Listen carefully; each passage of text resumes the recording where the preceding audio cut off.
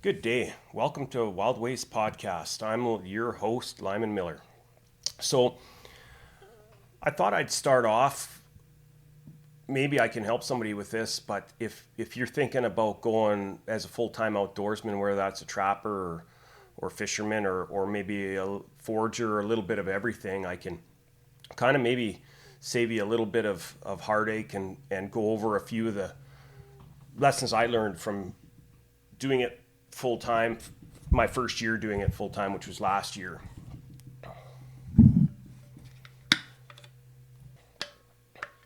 Now, the way I did it, I got off to a pretty bad start. See, I'd thought about it for a long time. In fact, I probably should have did it when I was young. But, they say everyone lives two lives, and the second one begins when you realize you only have one. And so my life's half over. So I'd been thinking about getting just full time outdoors, pushing myself. I wanted to get out and seek adventure full time and be outside of my comfort zone. And so over the years, probably 4 or 5 years, I'd been thinking about it pretty steady, and I just sort of jumped into it. And that was probably good and bad. One, I'd been procrastinating about it. So one day I'm just like, let's just do it. Let's go for it. But I didn't have a reasonable plan in place to make things go smooth. Because the reality is it's way different than what's in your head. It's a lot of fantasy in your head and how easy it could be, and the reality is completely different. Simply being outside all the time is different. That's out of your comfort zone until you get used to that, especially on those cold days and windy days. It's uncomfortable. Right there is one of the things to keep in mind.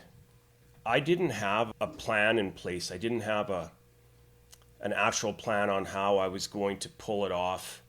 And doing that hurt me because as I transitioned out of the other life, the work life, town work life, business life, into the outdoor life, I didn't have a good transition plan. So that really held me up last year and cost me on both sides. And it actually hurt both sides. The transition hurt both sides because I didn't have a plan in place. So one of the things that I would highly recommend is putting a plan together and sticking with it. And what I mean by that is what's your vision and mission for that outdoor lifestyle? Is it to be a full-time trapper, make your living trapping and then fishing in the off season and hunting in the off season? Or is it to forage, or is it to become a full-time fisherman or just an explorer?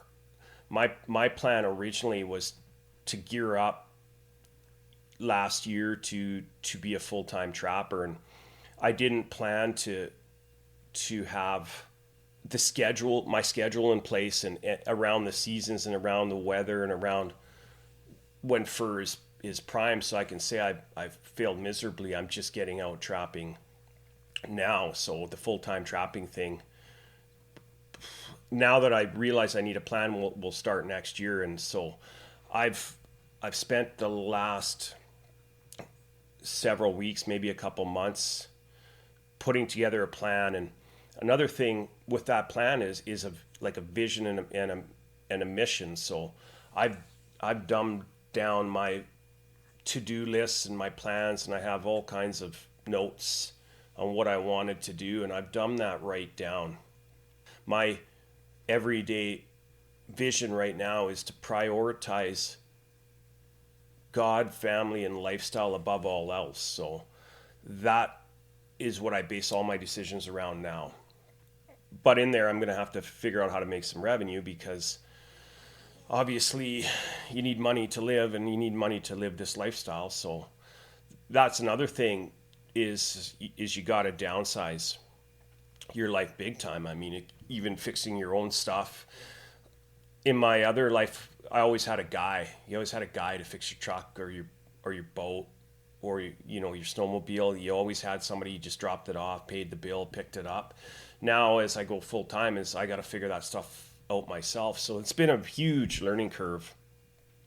Could be frustrating at times. It's another thing, like you're outside your comfort zone. It can be frustrating when you're taking apart something you've never done before and having to figure out how to fix it and buy the parts and put them in and cut your hands up on the rusty nuts and bolts. It's quite the learning experience. Like in the outdoor life too, we're talking about cutting expenses. It's not what you make, it's what you keep, because your initial income goes to almost zero. So you certainly have to watch your expenses and cut them right down. So last year I basically vanished from my normal life, which would be eating out all the time, going to the pubs for beers and all that stuff. You really dumb down your expenses and fix your own things and get that under control. I'd highly recommend, before you jump into it, having your expenses figured out where you're going to cut them, because I can tell you from personal experience, my first year was a real tough one that way, and a big time adjustment. Another thing is you can't go into the outdoor lifestyle with any type of ego, because nature will sort that out in an awful hurry. You don't want to do it for fame, in my opinion. Anyways, you don't want to do it for fame, and you don't want to certainly pretend that you know everything, because the second you think you do, you're just going to get put right back in your place. Nature will do that for you. So with my plan now, it's like I specifically schedule stuff so I can push forward with my outdoor life. I I specifically schedule, for example, this podcast, and I'm pushing forward with it, whether it's perfect or not. And I was found myself overthinking a lot the first year.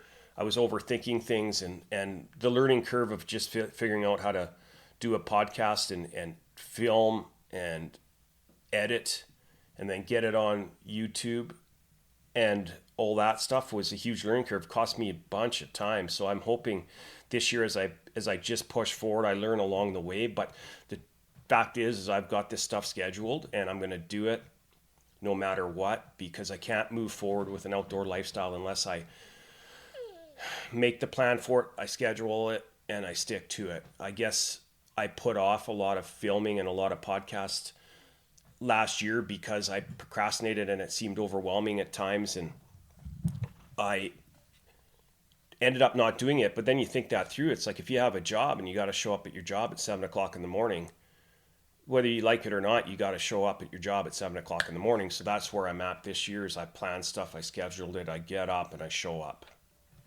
Now, and also too, I had a lot of ideas on revenue streams in the outdoor life, and because I didn't have a plan or a proper schedule worked out, I missed out on a lot of them. Like I was thinking, obviously full-time trapping, didn't plan for that, so I'm behind on that one. But also last year was foraging. I really wanted to try morel mushrooms. There was some fires that were not too far from here. I wanted to give that a shot, foraging. Like it's almost like a working holiday in the bush. Kind of missed the boat on that. Picked a few for myself. Same thing with fiddleheads. Just picked a few for myself. Went out and did it. And diamond willow fungus. And I picked a few spruce tips, but I never really scheduled my days to attack that when it was in season. And that's something this year that I'm planning on doing, is scheduling my time for stuff like that. Other revenue streams that I've been thinking about, and I don't know how much I want to do it, is I could go and be a fishing guide off the north coast here and fish the ocean, take people out. I'm not sure if that's something that my heart wants to do, but I will commit to that potentially for 10 or 15 fishing days for people if that's the way I have to make some revenue if my spring foraging and stuff doesn't work out. But I am planning that. I have put together backup plans in my plan there. So it's same with hunting guiding. I'm not entirely sure I want to be paid to take people out, but it's something I could do. But it's definitely there, and I have certain dates in my calendar that I'm going to do reviews on how things are going. And if they're not going as good in one area of revenue stream, I am going to switch and adjust to another area. And like, that's the thing is you need a few different revenue streams, I find, in this lifestyle. So for me, is it going to be some products? I hope so. I hope to add a product a week this year to my website and start selling some outdoor products. And is it potentially content? I would think so. That would be the ultimate, but that's not a realistic goal. So I have to have a bunch of different revenue streams, and again, really watch my expenses and try to cut out all the noise and concentrate on the stuff that's going to bring me revenue. I mean, I could, one of the things, if I'm out in the bush anyways, I could cut firewood and people would buy that. That's one area. If I'm out there and I'm trapping and I see a nice tree for firewood, maybe on the way in, I could grab that, and that would pay for my fuel and stuff for that day. But I definitely am trying to become an opportunist in terms of my outdoor lifestyle, and that would be the same for Chaga or any other product that's I'm already there anyways. So I'm planning on being a better opportunist in terms of my revenue streams. And obviously, putting yourself out there on the internet is another weird one. It was a huge learning curve outside my comfort zone.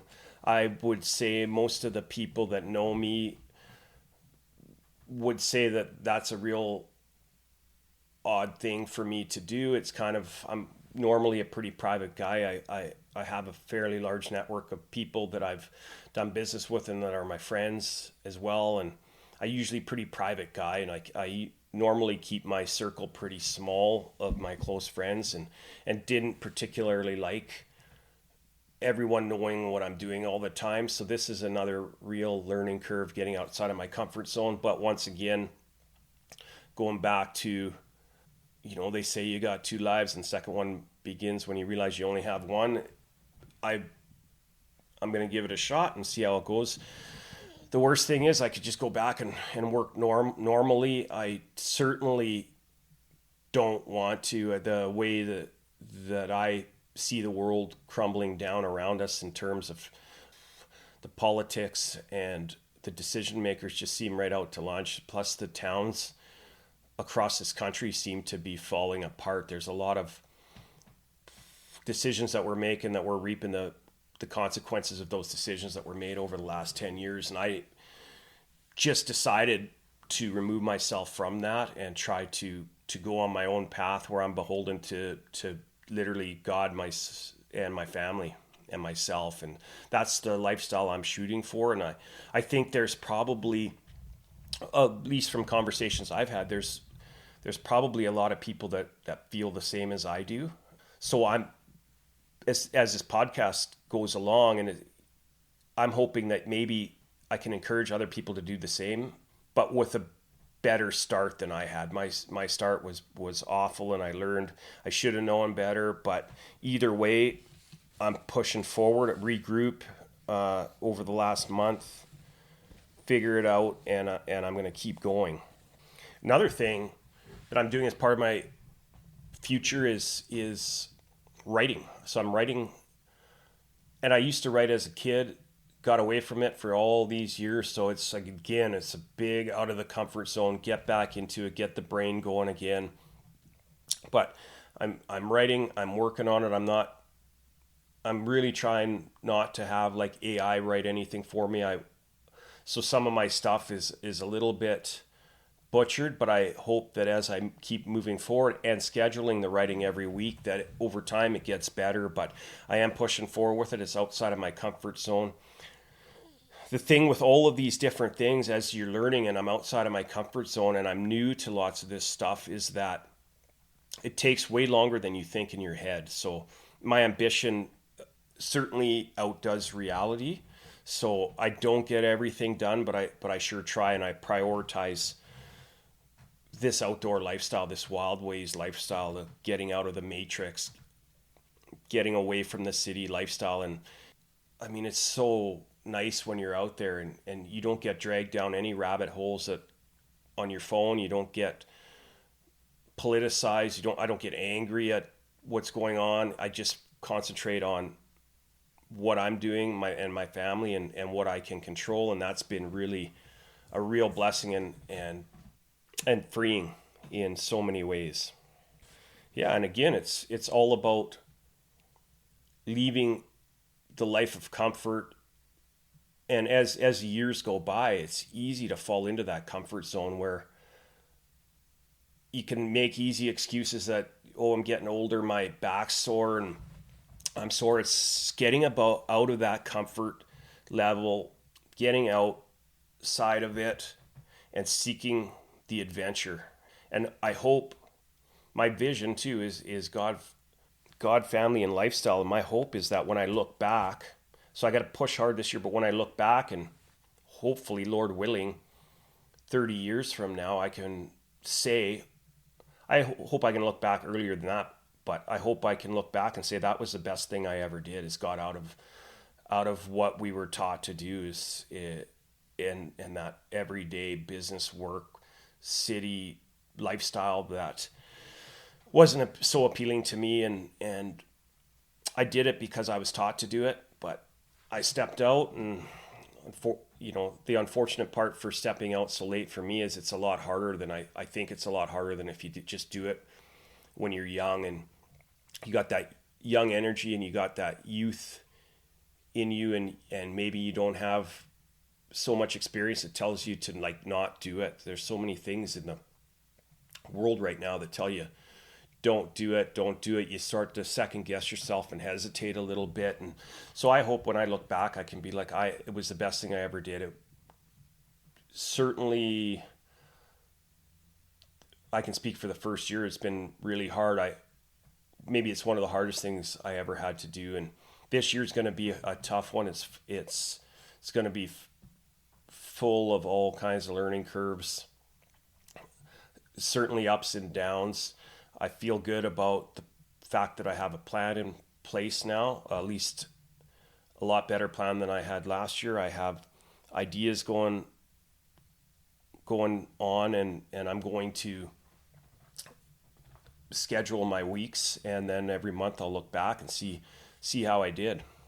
One last thing, it's just a big learning curve. Like if I want to be, say in the winter, I want to trap full time. Well, I always was a recreational trapper, and so did you put your effort into the sets, and you had so much fun when you caught stuff. But going full time, I'm going to have to learn a lot. I've been looking at some old time trapper guys, and that I've come across those Johnny Thorpe beaver videos through the ice, and so I've been studying that, and I'm going to do a bit of trapping obviously for the next 2 months. But spring beaver, I plan on using some of his techniques. So it's always a learning curve. Even the efficiency out in the wilderness, becoming more efficient with your stuff, like how much gizmos do you need to bring, what makes your life way easier, what speeds up time. That's all been a big reminder. I mean, back when I was a kid or way younger, we used to go sheep hunting and goat hunting up in the mountains and stay up there for a week or 2 weeks, and then you forget that what's the stuff to bring and what's the stuff not to bring. And also filming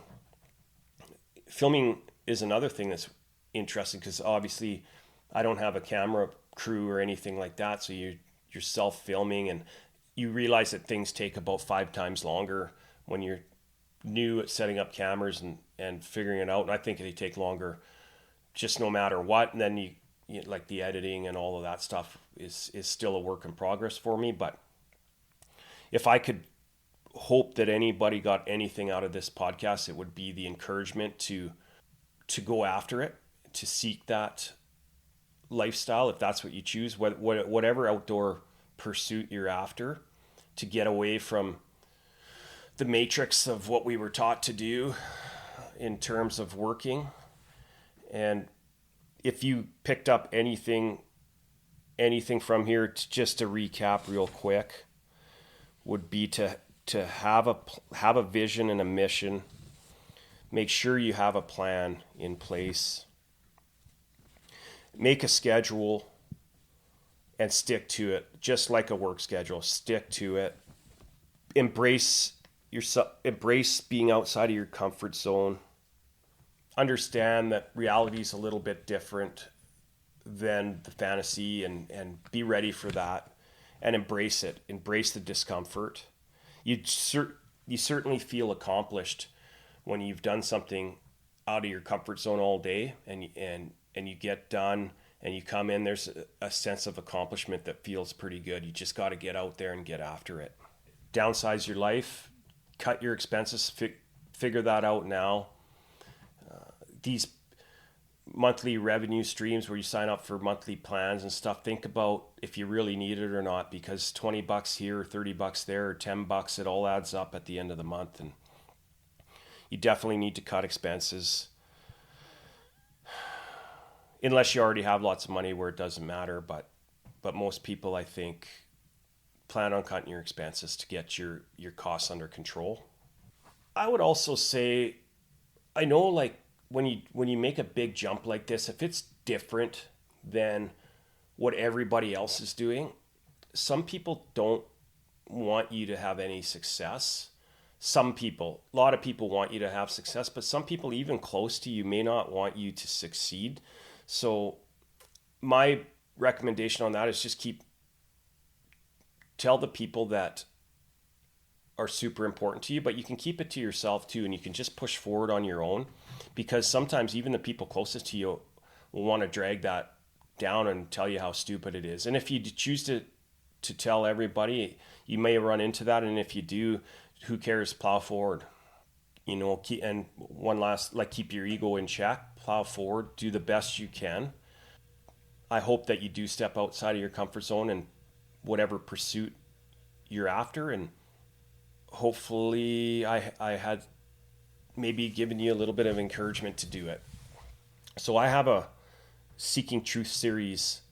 It comes out on Thursdays. It's just separate from this podcast. This is an outdoor podcast. It's separate. It's Seeking Truth. So what I've been doing is reading a bit of the Bible. I'm seeking some truth, and one of the books I'm reading right now is Proverbs. So that, as those books change and stuff like that, I'm just putting out short podcasts on Thursdays about kind of what I've been learning and seeking the truth. And Proverbs is a really good book. It's a book of comparisons. It's really been good for me in terms of this lifestyle. It tells you kind of, if you make decisions one way, how your life will go. If you make them another way, kind of how your life will go. And there is so much truth in that. So if you want, check that out. Comes out every Thursday. And if not, I hope to see you next week. Have a wonderful week. Take care.